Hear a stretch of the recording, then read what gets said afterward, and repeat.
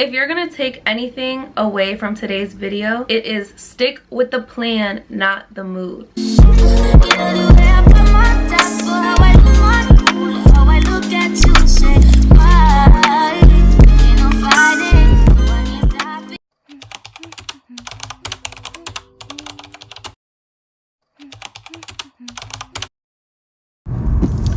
So it's May 1st. I'm on my way to the gym. I'm like really like I've been playing, y'all. I'm like the heaviest I've ever been in my whole life. I'm so uncomfortable with how I let myself get. I let myself get uncomfortable, but it's because I'm too comfortable not doing shit for myself. I'm like the heaviest I ever been.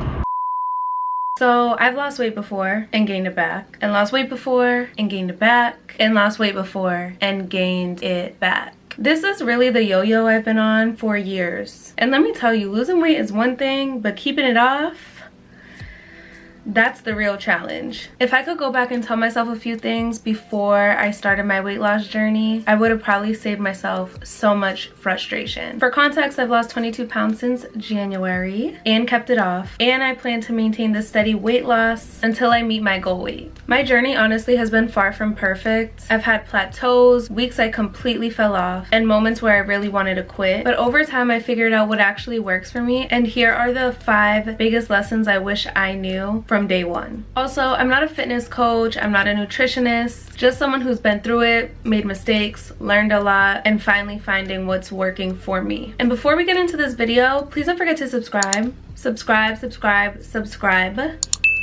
I'm doing a vlog series of my fitness and weight loss journey, so you want to make sure you're subscribed so you don't miss out on any of them. Alright, let's get into this video. Lesson 1. The scale is not the only measure. I wish I could sit here and say that the scale doesn't affect my mood, but it does. It is something that I'm working on though, and giving myself time to get over. If it goes down, of course I'm psyched. If it goes up, I feel like I completely failed, everything is ruined, and it's just the end of the world. If I feel like I didn't lose the weight that I should have, I'm annoyed. But one thing that I wish was taught to me earlier on in my journey, and guys, when I'm talking about my journey, I'm talking about years ago, not even just from this January. I'm not even talking about just from this January, but years ago. I wish it was beat into my head that your weight changes every single day. From water consumption, hormones, sodium, even your last workout. The scale is just one tool, guys. Just one. And to be honest,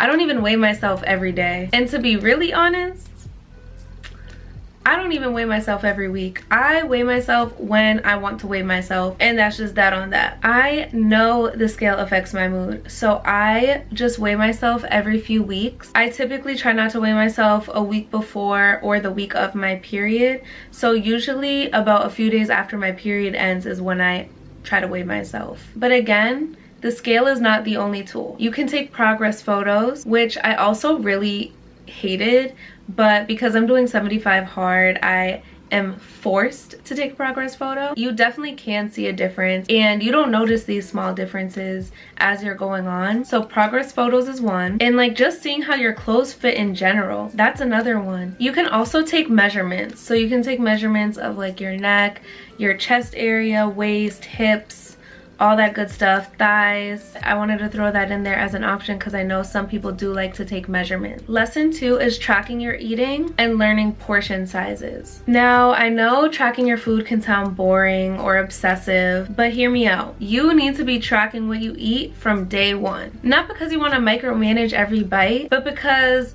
most people typically don't know what a serving size actually looks like or how much you're actually eating.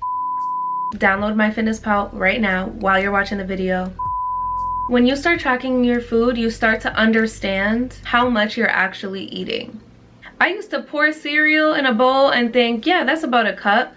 When I started measuring, I'm like, oh, that's like 2.5, 3 cups. Okay, so we're having cereal that's 200 calories per cup, and that's 3 cups, that's 600 calories. Tips I'm going to include in this section that are going to save you in the long run, I promise, buy measuring cups, buy measuring spoons, and buy a food scale. Buy a food scale, y'all. I got mine at like Target or something, I don't know.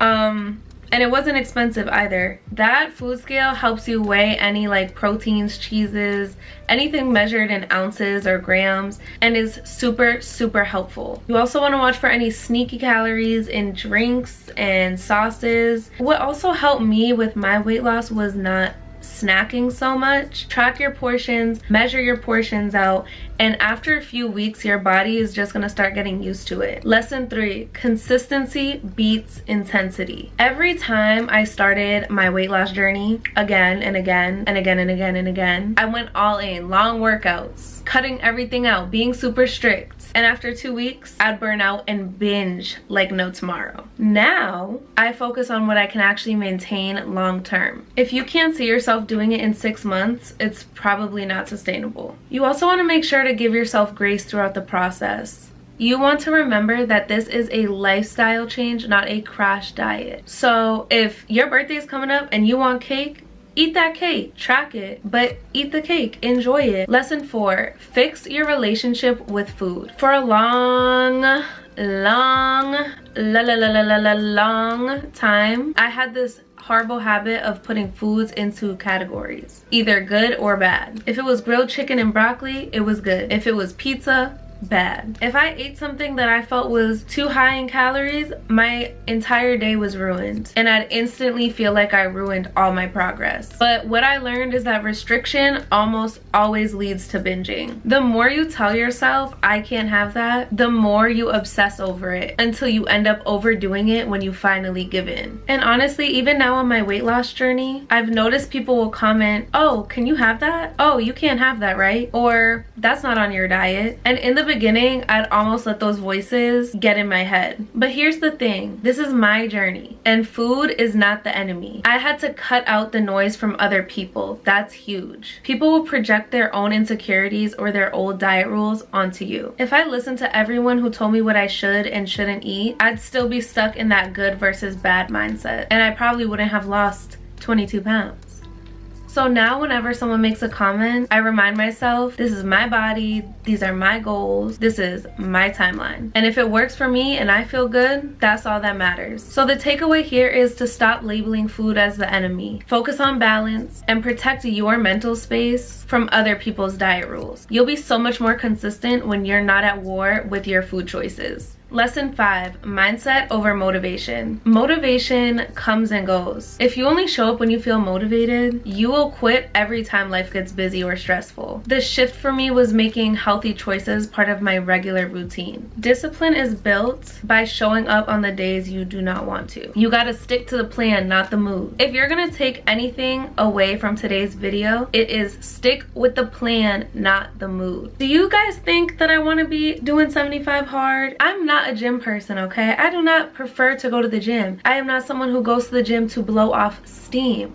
I am someone who likes to go order crumble cookie when I'm feeling stressed, not the gym. But that is not gonna get me anywhere. And my discipline has to be stronger than what I want in that moment. And sometimes you really just have to shut your mind off, shut out all that noise, and just do it before all the voices come together and sabotage you. I'ma say it again.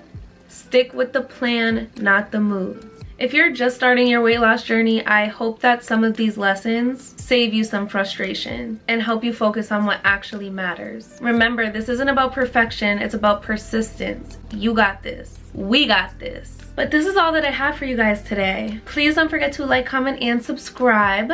Subscribe. And I will see you guys on Wednesday.